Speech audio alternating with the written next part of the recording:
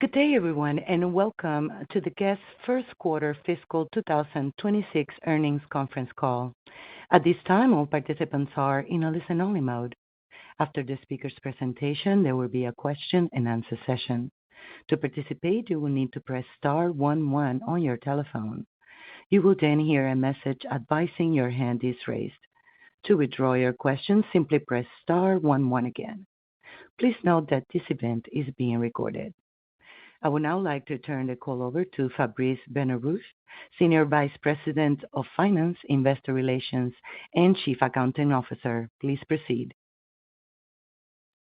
Thank you, Operator. Good afternoon, everyone, and thank you for joining us today. On the call today with me are Carlos Alberini, Chief Executive Officer, Dennis Secor, Interim Chief Financial Officer, and Alberto Toni, our incoming Chief Financial Officer. During today's call, the company will be making forward-looking statements, including comments regarding future plans, strategic initiatives, capital allocation, and short and long-term outlooks. The company's actual results may differ materially from current expectations based on risk factors included in today's press release and the company's quarterly and annual reports filed with the SEC. Comments will also reference certain non-GAAP or adjusted measures. GAAP reconciliations and description of these measures can be found in today's earnings release. Now, I will turn it over to Carlos. Thank you, Fabrice, and thank you all for joining us for our Q1 Fiscal 2026 Quarterly Conference Call.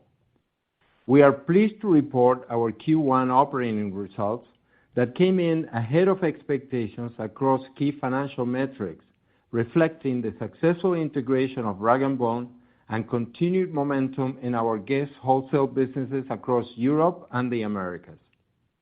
Disciplined expense management, combined with a better-than-expected top line, enabled us to report operating results ahead of our guidance range, narrowing our loss for the quarter.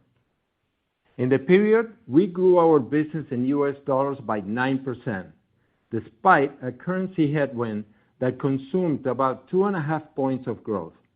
The majority of that growth came from the acquisition of Rag & Bone, which added 9 percentage points to our top-line constant currency growth, reflecting a full quarter of ownership this year versus just 1 month in the prior year period. Our core GES business also contributed, adding about 3 points of constant currency growth, driven by higher shipments in our wholesale operations across Europe and the Americas. These gains more than offset softer results in Asia and in our Americas retail channel. Licensing revenue declined versus the prior year, creating a modest headwind in the period. For GES, our European wholesale business was the largest contributor of this growth, posting a mid-teen growth rate in the quarter. Our products continue to perform well among our wholesale partners in that region, and we believe that we are being rewarded for ensuring reliable product deliveries despite some of the recent supply chain challenges. We shared on our last call that we are mitigating the supply chain risk caused by the Red Sea crisis by bringing in products early. We are not buying more, we are buying earlier.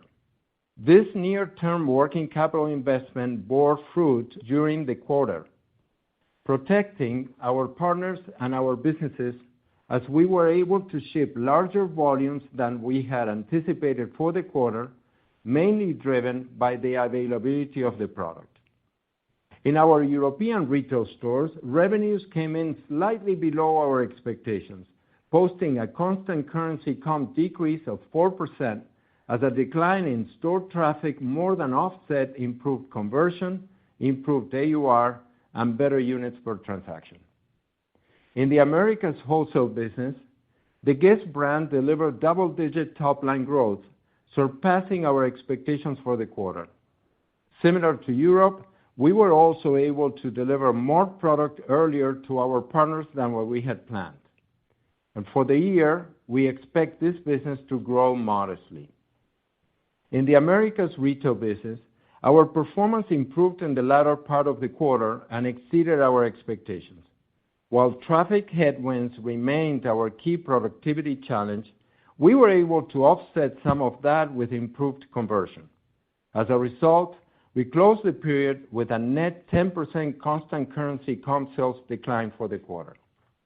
Our business in Asia continues to face headwinds and fell short of our expectations this quarter, with revenues declining by over 20%, with significant weakness in the Greater China market. Consistent with what we shared with you on our last call, we are continuing to look for a partner to take on our business in this market, and we have been contracting our operations here, including headcount reductions, store closings, and ceasing to purchase product for future seasons. Sales declined in most of our Asian businesses, and store traffic remains the key driver of the comp sales decline in our stores there. And finally, in our licensing business, royalties declined slightly more than we had planned. Royalties declined in fragrances and footwear, while handbags royalties grew. Moving next to our product performance, results varied by region and category throughout the quarter. In Europe, women's apparel sales increased, driven by strong performance in activewear and sweaters. In accessories, fragrances and watches delivered positive comps. In the Americas, the business was negative across most categories, with women's activewear and watches performing well. Turning to Rag & Bone, the business significantly outperformed our expectations for the quarter, driven primarily by strong wholesale shipments. Rag & Bone performance in the retail stores and online also outperformed our expectations. Paul has been working hard with many of our licensee partners to add new product categories into our Rag & Bone assortment. As we shared before, we already signed a new handbag license, and that business is doing well. We also have new license deals at various stages of completion in watches, fragrances, and eyewear, and we are excited about the prospects for those categories in the future. Moving now to the rest of the P&L, we delivered total company gross margin of 39.9%, 200 basis points lower than last year, and also below our expectations going into the quarter. About 70% of that change was driven by business mix, mainly lower royalty income and a higher contribution from wholesale, which naturally carries lower product margins. There was a modest headwind due to increased promotional activity, and that amount was fully offset by improvements in initial merchandise margins. Currencies were also a modest headwind to our margins during the period. Total company SG&A increased 11% year-over-year, with the integration of Rag & Bone driving the majority of that increase. In the quarter, we reported an adjusted operating loss of $26 million and an adjusted operating loss margin of 4%, both of which represented improvements over our expectations for the quarter. And we delivered an adjusted loss per share of 44 cents, also an improvement over our expectations. Before I update you on our strategic initiatives, let me spend a few moments discussing tariffs and how we believe they may impact our business and our outlook. On last quarter's call, in our discussion of tariffs, we shared a few important aspects of our business. First, roughly 75% of our business is done outside of the United States and therefore not directly impacted by the tariffs. Second, the remaining 25% of directly produced and distributed products represents roughly $200 million in annual purchases.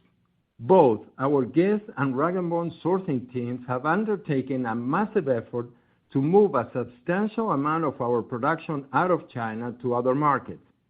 We also reworked costs with vendors and pricing with retail customers. As a result of these efforts, we expect that the year-over-year impact of tariffs on our margins this year will be less than $10 million. And we have achieved that with very minimal price increases.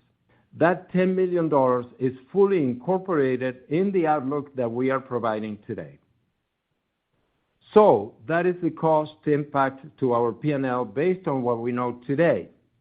The tariffs have also sparked renewed fears of inflation or recession, but we have not attempted to predict how they may affect the consumer's appetite to spend their disposable income. Now, I would like to turn to our strategic direction and provide an update on several key initiatives underway across the business. On our last call, I outlined the key strategic initiatives that our teams are driving to grow our business, strengthen our organization, improve brand awareness and customer engagement to increase retail productivity, build a more efficient infrastructure, and optimize our business model to improve profitability and return on invested capital. Today, I will walk you through the progress that we are making against some of these priorities, starting with one of our most immediate focus areas, retail productivity. One of the key challenges for our business over the last several years has been the decline in customer traffic into our stores and to our websites.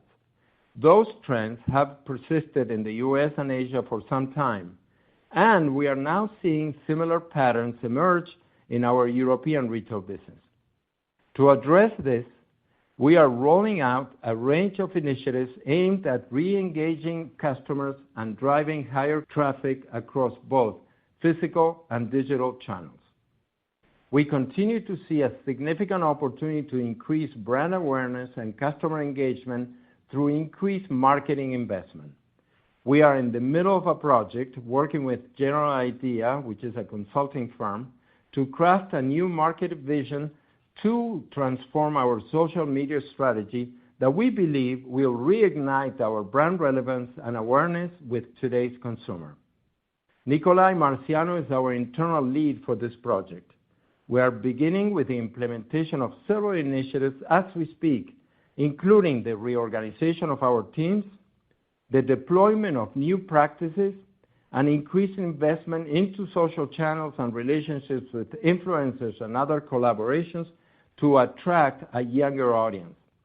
In addition, we recently launched a customer loyalty program in Europe, thus far in just 2 markets, Italy and Poland, and the learnings and results from this implementation have been very, very positive. In those markets, among our loyalty customers, we saw increases in revenues from those customers of roughly 36%. We also saw that those customers returned to the stores with greater frequency and they spend more per visit. Our plan is now to roll this program out to more countries in the region, starting next with Germany, Austria, and Spain, with additional markets to come online later in the year. As we continue to sign up more customers into our database and we gain insights into their shopping habits, we are investing in improving our customer insights capabilities using AI-powered tools. Next, there is an opportunity in how we buy. Over the past several years, we have been very successful in driving IMU improvements across our apparel lines. In order to drive production costs down, it necessitated a larger and earlier commitment of our production volumes, therefore leaving less open to buy later in the year. Undoubtedly, that resulted in missing certain trends, sacrificing a level of revenues for the extra IMU points. We think there is an opportunity to better balance that going forward. Our team is developing fast-track capabilities within our supply chain to more quickly replenish bestsellers and inject additional product into the market as trends develop in the season. We used to operate in this manner several years ago and had success, primarily in North America. We are implementing this again with our Spring/Summer 26 collection, with our goal ultimately to leave 50% of our buy open after we place our initial orders. We are also looking closely at pricing. Over the past several years, we implemented a strategy to elevate our brand and raise the perception of our brand among consumers. That initiative was anchored in building more quality into our products, including better fabrications, better make, and better embellishments. While the program was successful in many ways, our recent analysis of pricing suggests that some of our legacy customers were not able to make that journey with us. It's also reflective of what we have experienced with today's consumer, who tends to be quite sensitive to pricing. Our plan now is to rebalance our product assortment to increase our penetration and offering of opening price point products. And finally, we think our existing clustering model is too rigid, not addressing the unique dynamics of individual stores, not leaving store management with enough flexibility to assort stores based on the unique dynamics of their particular store. One store may attract a more casual customer, while another may appeal to one that is looking for a more dressy outfit. Weather patterns may be different as well, necessitating a different assortment based on seasonality. Our new model will create that greater flexibility to allow managers more autonomy to assort their stores based on the unique characteristics of that store's customer. As part of this effort, we will also challenge the product categories to be offered in each store to optimize the product assortment and the space allocation based on expected productivity per square foot. Visual merchandising standards will be improved as well to optimize navigation throughout the stores and ease of shopping. Improving retail productivity for us is the highest priority that we have today. Just as a point of reference, a 10% improvement in sales in our retail stores company-wide would represent roughly $140 million in incremental revenue and around $70 million in incremental operating profit. Thus far, the early reads on these initiatives have been encouraging. In both North America and Europe, so far in the second quarter, we have seen sequential improvements in conversion rates, with both regions posting sequential improvements in retail comps. Another area of opportunity for us to improve profitability in our business is rationalizing our business model. Businesses are not static. They evolve and change over time. The profitability of certain channels has changed as consumer shopping behaviors have evolved. Certain categories that represented large opportunities in the past may no longer generate the returns necessary to justify the investments. Markets that were once profitable may no longer generate appropriate levels of income. We are looking at this across all different dimensions of our business to ensure that we are making and sustaining investments that deliver solid returns to our shareholders. We are examining our store portfolio, ensuring that every store serves a strategic and financial purpose to represent the brand in the marketplace and to deliver profit in that market. We shared on our last call that in North America, we are exiting non-strategic and profitable full-price Guess stores, and we are consolidating some of our infrastructure supporting that business. We expect to reduce our North America store fleet by roughly 20 stores, with some of them closing this year at their natural lease expirations. So far this year, we have closed 6 of these stores. We are examining unproductive businesses. Those may be regions or brands. For example, on our last call, we shared the changes that we are making in China. While we continue to believe that there is an opportunity for Guess in the greater China market, given the market size and our brand's high awareness, we have not been able to make that business profitable over the many years that we have operated there. This year, we expect that business will lose roughly $20 million, and we are committed to eliminating that loss for next year. We are looking for a third-party partner to take over this business, and we have already met with several potential candidates. In the meantime, as I said before, we are continuing to operate this business so as to minimize the negative impact on our earnings. And just to remind you, we expect these 2 initiatives, North America stores and Greater China, will unlock over $30 million in operating profits starting with the next fiscal year. But there are still other dimensions of our business that we are examining. We plan to address underperforming product categories, unprofitable customer relationships, unproductive SKUs, and also plan to consolidate further products at a global level, including additional categories for our factory outlet business, which are currently developed regionally. This is all to ensure that every aspect of our business is creating value. And finally, is our infrastructure and its alignment to today's business. Since GES was founded in 1981, our business has evolved dramatically. We started as a pure wholesale denim supplier in the United States with one lone footprint here in Los Angeles that encompassed every aspect of our business. Over time, we grew our business by opening our own retail stores, both full price and outlets. We entered new territories, adding both operating and infrastructure functions to support those businesses. We expanded globally, adding direct resources in new countries, and ultimately developed regional centers as the business grew. We added multiple new categories, some internal, some external, and stood up the necessary infrastructure to support that expansion. We also added IT systems to support our business, and we evolved along with the consumer, adding e-commerce capabilities as the shopping habits of consumers changed over time.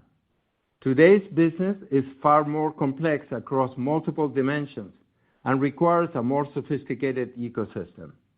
We believe that we have opportunities to re-engineer those businesses to make sure that our infrastructure aligns with our business as it exists today. As an example of this, we have separate support structures that are based now in both Los Angeles and Lugano, Switzerland, one to support the North American business while the other supports our European business, performing largely the same functions. We see an opportunity to optimize these structures, creating one global center that can support both regions, taking advantage of the significant scale of our fleet and business. We believe our European support infrastructure presents a strong opportunity for consolidation and optimization.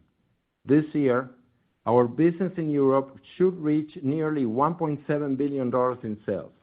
It's large and complex, spanning more than 35 countries with a regional center, multiple country support centers, and several logistics centers throughout the region. As it has evolved over time, it has undoubtedly created some duplication of effort, where much of the same work that is done in the regional center is also replicated within the countries. We see an opportunity to realign these resources where strategy is developed and set from the regional center, leaving the in-country resources to manage local execution. Logistics presents an opportunity as well.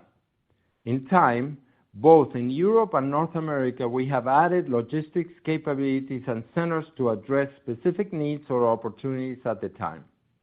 Today, we have 8 centers throughout Europe and another 3 in North America. Within each region, there are opportunities to consolidate and optimize these networks.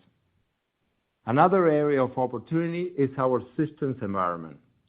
Our IT infrastructure has evolved similarly to our business, very organically, building and adding to a network based on the business needs of that moment, with different solutions and tools in different parts of our business.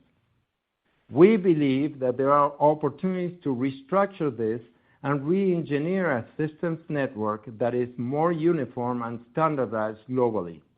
These are just a few of the areas that we are tackling, but they reflect a broader goal: to build a unified global platform that enables us to operate as one integrated business rather than a collection of regionally siloed operations.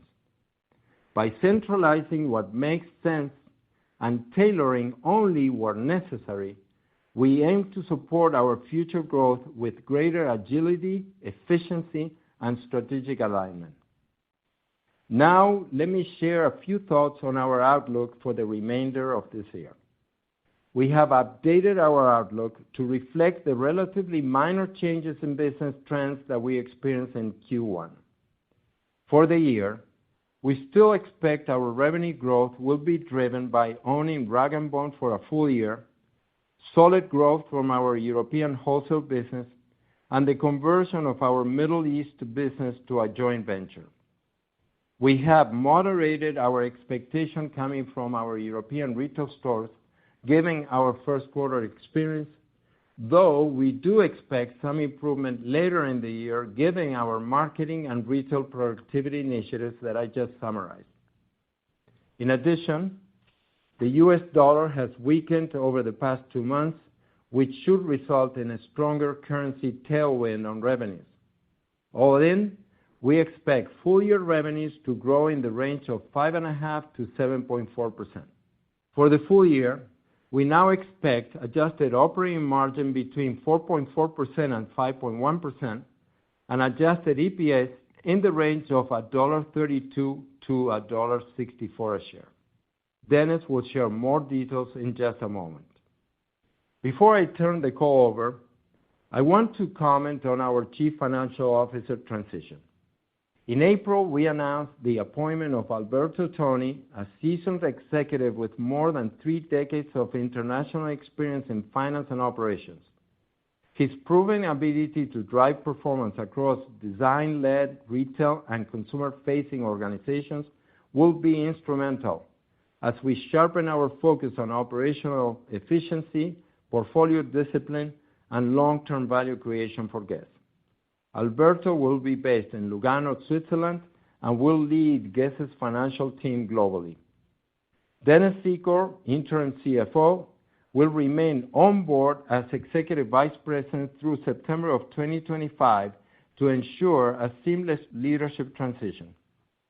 With a deep bench of finance leaders that includes Fabrice Benarouche and several other talented executives, we are well positioned to advance our strategic priorities and deliver sustainable growth. In closing, this year we are managing through a complex environment and have made meaningful strides in advancing our operational, strategic, and financial priorities. On behalf of Paul and myself, I want to extend our appreciation to our global teams for their dedication and strong execution. As we begin fiscal year 2026, we are energized by the opportunities ahead. Our strategic focus remains on driving higher productivity across our direct-to-consumer channels and enhancing profitability through targeted business and portfolio optimization. We are firmly committed to unlocking our full potential and delivering long-term shareholder value. With that, let me welcome and pass the call to Alberto. Thanks, Carlos, and good afternoon, everyone. This is my first week of work at Guess, and I'm very thrilled to join such a great organization and an amazing brand. I'm currently in LA to start a thorough handover from Dennis to secure a smooth transition. I'm looking forward to contributing to the next chapter of Guess' long and successful history. So with that, let me turn the call over to Dennis to walk you through our results and provide additional context on our outlook. Thank you, Alberto, and good afternoon, everyone. As Carlos shared, total company revenues increased 9% in U.S. dollars to $648 million. In constant currency, the increase was 12%. The biggest driver of the increase was the acquisition of rag & bone, adding 9 points of constant currency growth. Last year's rag & bone results include revenues for just 1 month, April, the month of acquisition, while this year includes the full quarter. The core Guess business grew 3% in constant currency in the quarter, with growth in wholesale businesses both in Europe and the Americas, offsetting negative comps from our direct businesses. In Europe, we grew 8% in U.S. dollars to $306 million. In constant currency, the growth was 9%. Retail comps, including e-com, declined 4% in U.S. dollars and 3% in constant currency. Our wholesale business continues to perform well, with revenues increasing in the mid-teens in the quarter. As Carlos shared, we were able to ship some orders earlier than we had planned. The adjusted operating loss margin in our European business was 2.9%, 270 basis points lower than a year ago, driven primarily by the impact of the infrastructure spending and currencies. In Americas Retail, revenues grew 9% in US dollars, reaching $157 million. In constant currency, the growth was 12%.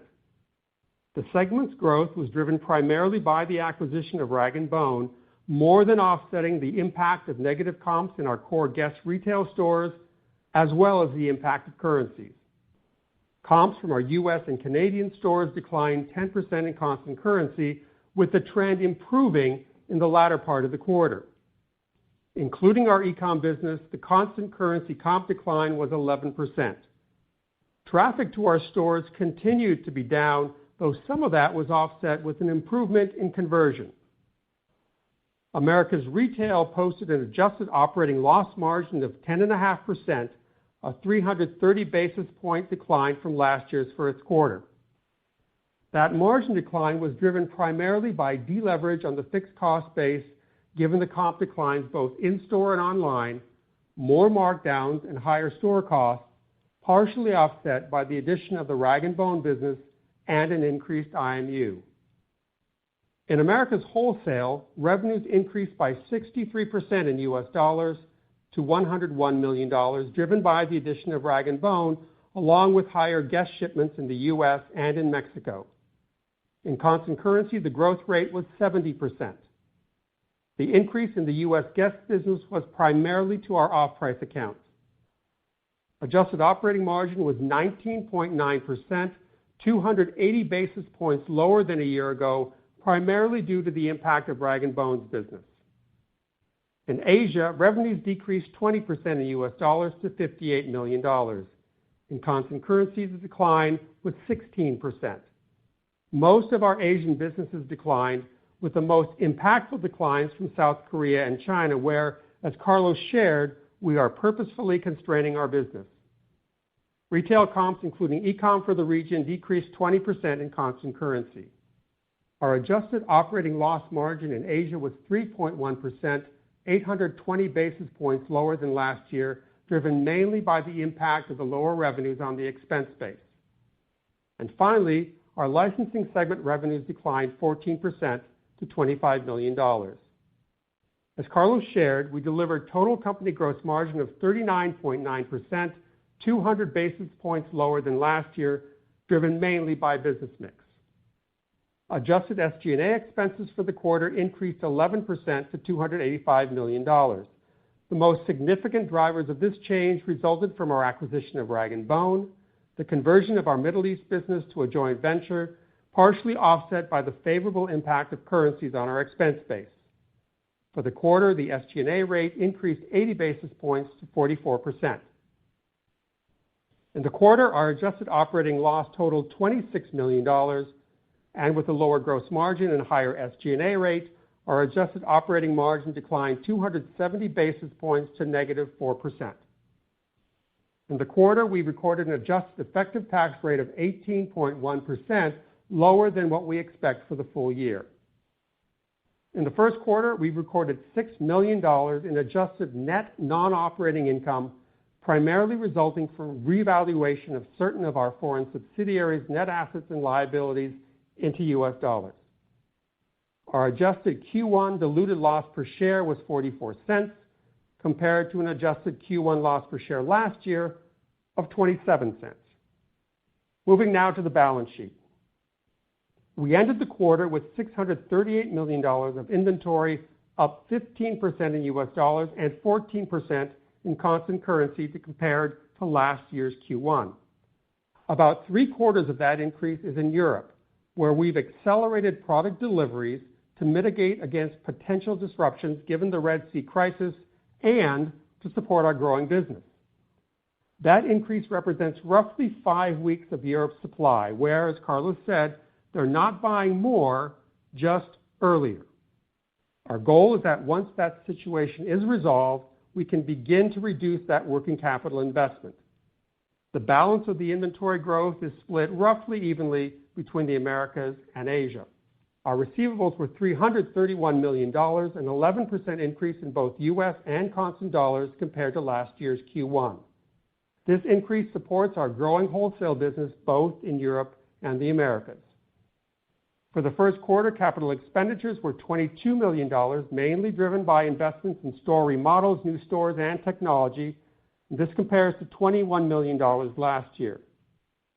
We ended the quarter with $151 million in cash compared to $242 million a year ago. The most significant drivers of that $91 million cash consumption over the last 4 quarters include $70 million in dividends and minority interest distributions, $50 million in share repurchases from July of last year, and $21 million in free cash flow consumption, partially offset by $38 million of net borrowings and $40 million related to the gross proceeds from the sale of our U.S. distribution facility. We ended the first quarter with just under $350 million of borrowing capacity on our various global facilities, so roughly $500 million of available liquidity. We also announced today that our board has approved our regular quarterly cash dividend of 30 cents per share. So moving now to our outlook. Carlos just shared the key drivers of our business for this year, and we've experienced only relatively modest changes to our expected business trends thus far. Therefore, we are making only minor adjustments to our outlook for the year. Moving positively, Americas retail exceeded our Q1 expectations, as did our European wholesale business, though some of that is just a shift between the first and second quarters. Trending lower than our expectations are our European retail stores and our Asia business. We've also revised Americas wholesale as one of our customers there has ceased operations, and we've made a modest adjustment to the phasing of our Middle East joint venture. We've also adjusted our outlook to the current currency environment, which is markedly different from our prior outlook. That will now more favorably impact both revenues and operating profit. And we've been able to reduce some anticipated spending. So as Carlos shared, we've updated our full-year outlook for revenue growth between 5.5% and 7.4%, adjusted operating margin between 4.4% and 5.1%, and adjusted EPS between $1.32 and $1.64. And again, this outlook fully absorbs the anticipated impact of tariffs based on what we know today. For the second quarter, we expect U.S. dollar revenues to grow between 2.9% and 4.7%. Now, let me give you some extra color to this to help you better understand the underlying trends. First, the second quarter is our first fully comparable quarter with Rag & Bone, so we will no longer benefit from acquisition growth as we did in Q1, just from their organic growth. Second, that Q2 revenue growth range includes roughly 1 point of tailwind from currencies. So in constant currency, think of that in very round numbers as up 2 to 4%. And that growth aligns with the 3% core constant currency growth rate that we just achieved in the first quarter. As we move into the second half of this year, as we said on our last call, we do expect to see some improvement in retail trends as we benefit from the portfolio of marketing and retail productivity initiatives that Carlos described. We expect adjusted Q2 operating margin between 2.5% and 3.3%, and adjusted earnings per share between 11 and 21 cents. The lower operating margin versus last year is split roughly evenly between a higher occupancy rate and a higher SG&A rate, largely due to the comp declines in our retail businesses. For the full year, we still expect free cash flow of roughly $55 million, including $65 million of CapEx. We are planning the changes in the earnings outlook to be offset by a tightening of working capital. And with that, I'll conclude our prepared remarks and open the call up to your questions. Operator? And as a reminder, to ask a question, simply press star 11 on your telephone and wait for your name to be announced. To remove yourself, press star 11 again. One moment while we compile the Q&A roster.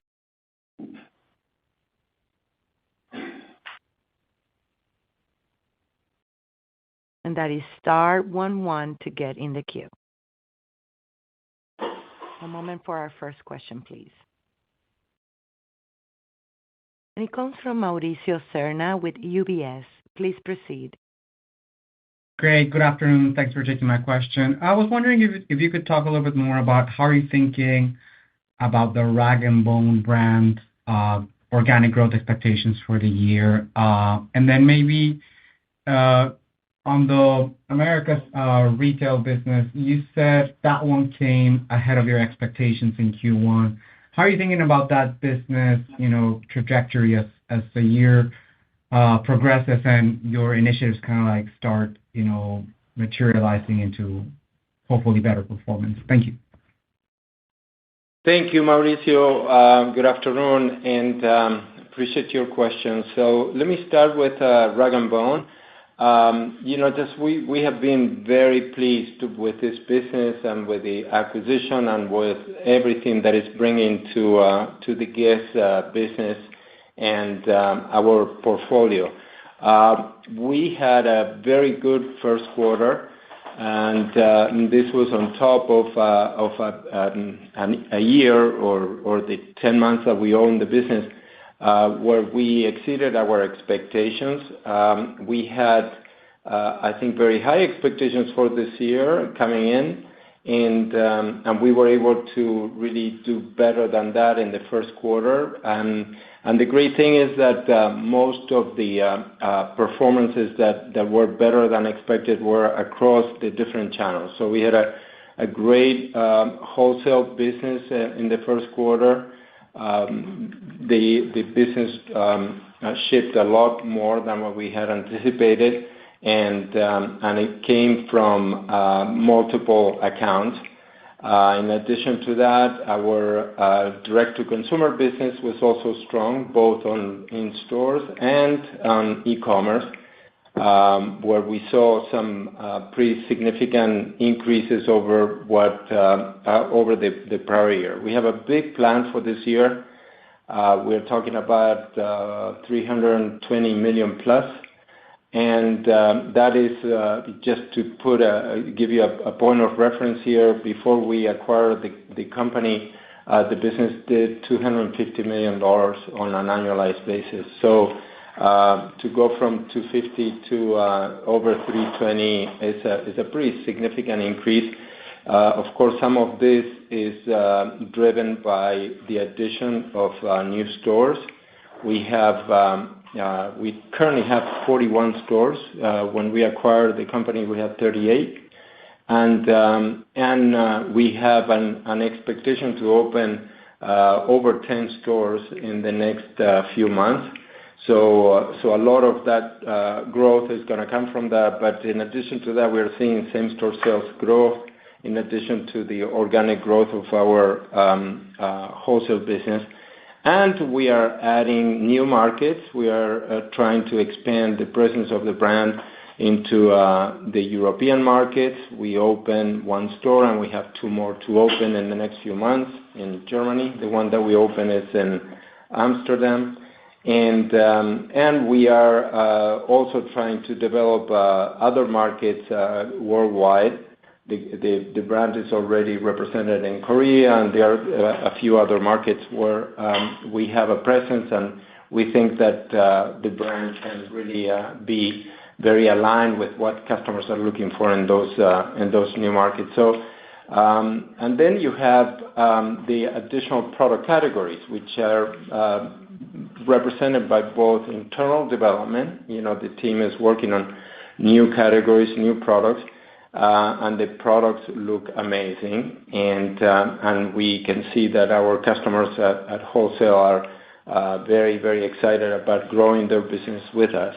But in addition to that, we are adding licensed products to the assortment. We did a deal in handbags that Paul drove with our licensee that has been our partner for many, many years. And the bags are already in the stores and doing very well. We are very excited with that. There are some other deals that are being worked on as we speak, including fragrances. We have a couple of deals already done with watches and eyewear, and more to come. So overall, the team is doing a phenomenal job under the leadership of Andrew Rosen. We couldn't be more pleased that he is with us and driving a great business. They are doing a lot of great things on product to really expand certain product categories that have been very successful, including denim. We have a very unique product called Miramar that has been just phenomenal for us. And they have been strengthening the team, which is another big thing to really drive the business to a completely new level. So we have a new chief marketing officer that is starting very soon, and we have a new head of human resources and several others. And we continue to look for just ways to strengthen our talent there. So very excited about everything that is going on. We have changed some of the business models, including outlet, for example. Outlet used to run the stores with excess product from the other channels, and now we have created an entirely new business model where we are making product for those stores, and we have opened several stores, just to expand our outlet distribution. So very excited, and the business is on fire there. Your second question, Mauricio, is about Americas retail, and I'm very excited about this. Definitely we continue to see some weakness in traffic, and that traffic is impacting our ability to really turn around the business. But we are seeing a lot of great moves here with the changes that we have made, starting with product. I think we shared with you in the last call that we were going after a more casual assortment and trying to really bring a lot more denim into the product selection that we had in those stores, and bringing more casual and less dressy type of product. Also, we are addressing pricing there and trying to cover many of the opening price points that we had not had enough of an assortment or an offering. We are doing a lot in terms of allocating the product where it belongs, depending on the characteristics of the stores that we are trying to serve. We have done more in the whole retail process, addressing people and addressing visual merchandising to do a better job. And we are seeing that, for the first time in a long time, that many days we are seeing positive comps in these stores, which is very exciting. Of course, we only have 60 stores in that chain. I'm talking about the full price freestanding stores. Sorry? Yeah, no, just the full price. That's what you were saying, right? Yeah, full price stores. Mm-hmm. And as part of this, we are seeing, for example, in the first quarter, that women's apparel was positive at a +3%. We haven't seen this in a very long time, and our business now is primarily focused on women. We think that the customer represents about 85% of the total customer base. And of course, if we turn women's, that's a major sign of success for us. So we are excited. We are seeing conversion up about 6%, in spite of the traffic being down about 11%. But that traffic trend is better than what we saw in the fourth quarter. We are seeing AUR up. We are seeing ADS up, and all this is converting into a much better bottom line, relative to what we were expecting. And this has been one of the major reasons why we had a better first quarter than what we had expected. We expect, just our outlook today does not include a significant change from the current trends. But between us, I think that could happen. It could happen that we continue to see improvements, and that could turn from the trends that we are experiencing now. And this could include, our other part of the business, which is more the factory outlet business, which is a much bigger business for us now here in North America than the full price stores. And we have seen improved conversion in that business as well.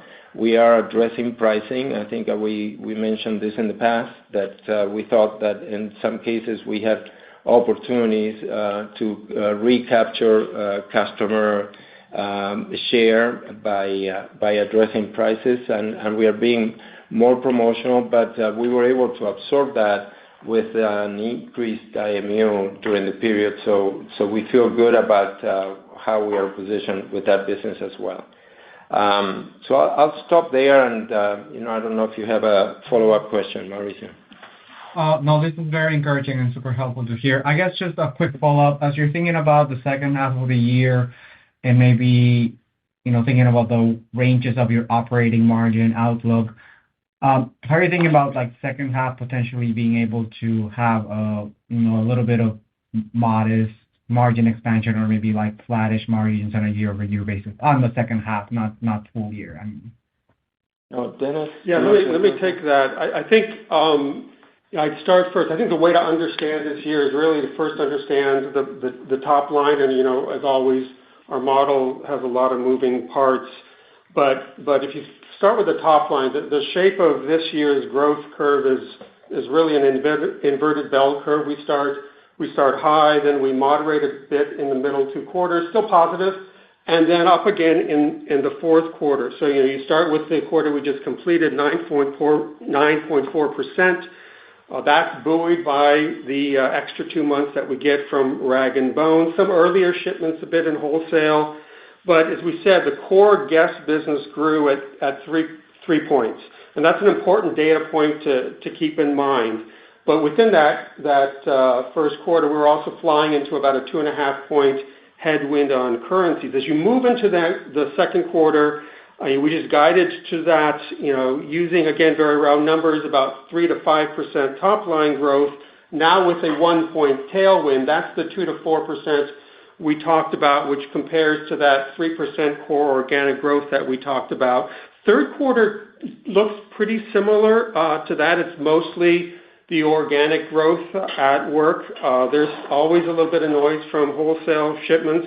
We start to see some modest improvement in the retail business based on the initiatives that we've got going. But again, that's generally the dynamic of those middle quarters. And then when you get to the fourth quarter, based on what we know right now, we see a significant change, mostly due to currencies. We expect the fourth quarter to be up in the high single to approaching 10% range. It's an important quarter for us. It's the biggest quarter for us in the year. That organic growth is still working. We're starting to see, as Carlos alluded to, those retail improvements that we talked about. But in Q4, currency becomes a 5-point tailwind based on where it is right now. So, one data point for you, the euro today was over 114. It was a 105 on average last Q4. So that's almost a 9% growth. So, from the first quarter to the fourth quarter, about an 8-point swing. So for the full year, we guided to 5.5 to 7.5 round numbers. Organic growth of GES is in there at about 3 points. The extra 2 months of Rag & Bone gives us about 2 points of growth in currencies based on where they are right now, another 2 points of growth. So if you look at that, and then from an operating margin perspective, the first 3 quarters generally relative to last year are still in that same range of we expect to see some compression of our operating margins. But when we get to the fourth quarter, that's the opportunity with that currency tailwind there, some better performance in the retail businesses. We start to leverage our fixed cost base. So I hope that gives you some insight into how we see the year progressing. Yeah, very, very helpful. Thank you so much, and best of luck. Thank you. Thanks. Thank you, Mauricio. Thank you so much. And as a reminder, if you do have a question, simply press star 11 to get.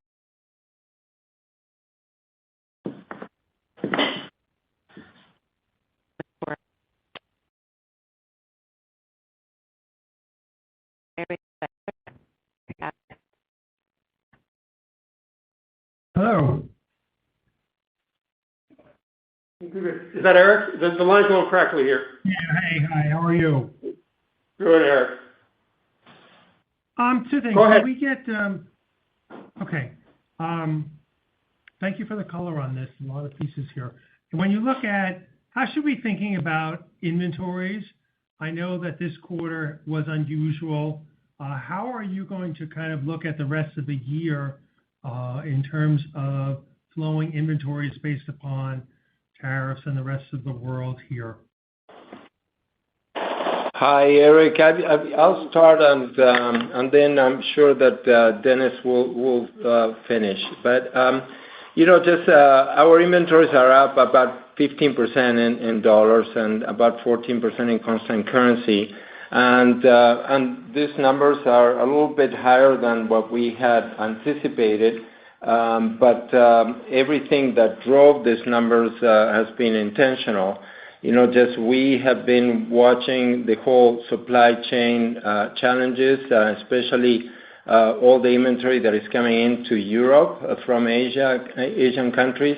And with the Red Sea crisis, this has been a significant challenge to make sure that inventory or product was available to support both our wholesale business and also our own retail direct-to-consumer businesses. So we have been very aggressive in bringing product early, even if that represented a need for an additional investment. And we are happy we did, because having access to all that product enabled us to really ship product early, and because the product is selling well and our retail customers are very happy with our relationship, they want to take that product early. And this happens in both in Europe, but it also happened here in North America. We will continue to really make sure that we can support our business for sure. But of course, over the long term, we expect to really run the business with a more streamlined inventory ownership.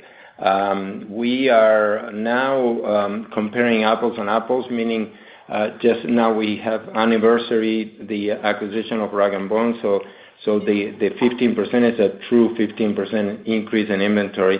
And we think that over time, we could take just a lot of that increase out of the model, but I'm talking about more medium term.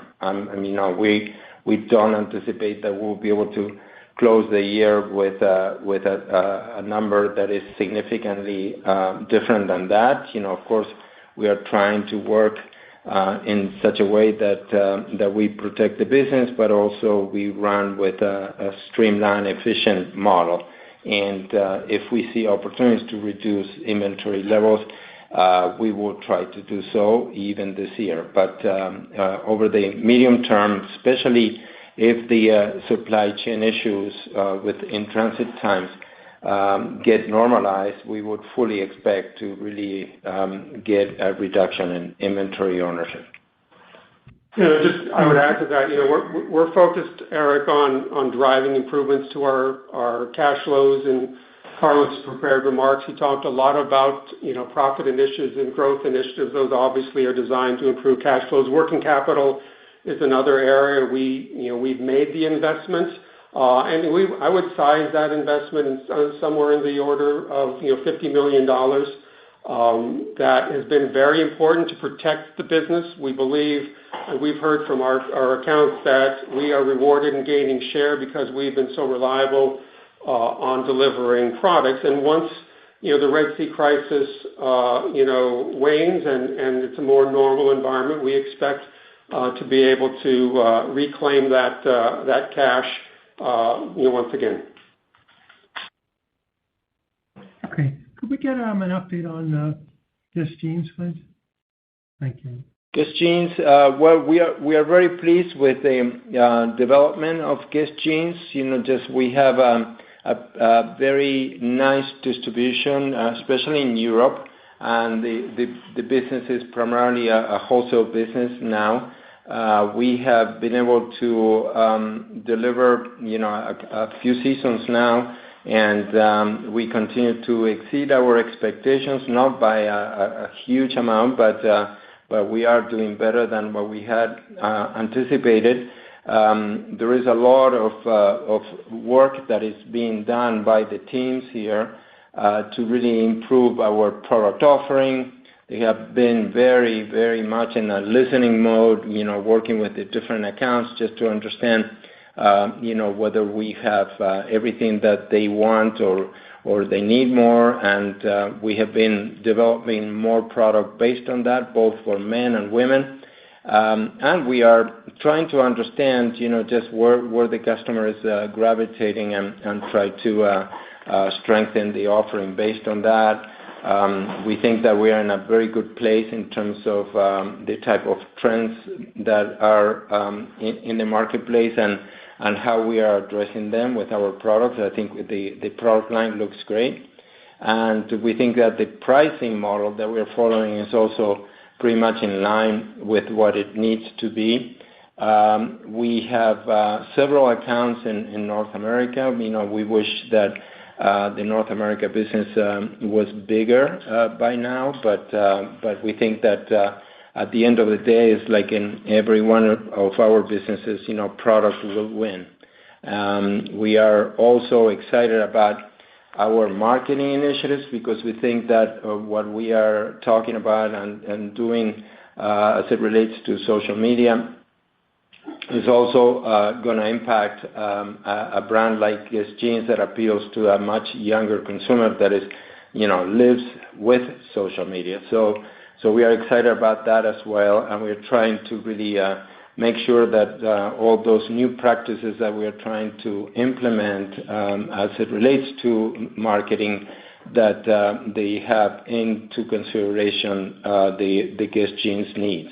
Including influencers, including the whole idea of collaborations and things that we can do to really expand the distribution and the awareness. We are excited about the new stores. We have now 3 stores open in Europe, and we are planning to open Melrose here in Los Angeles. We are planning to open Tokyo in a few months. So we have a lot going on to really put the brand out there, and every time that we do one of these events, we get significant participation and a lot of excitement from that younger consumer. So we think that this is just the beginning of a great opportunity. Great, thank you. Good luck for the rest of the year. Thank you, Eric.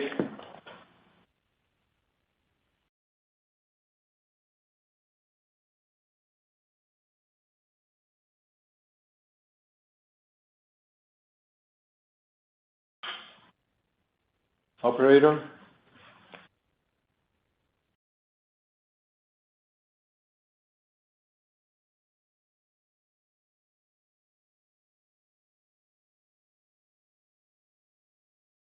All right. Well, just in closing, I want to thank you all for participating today.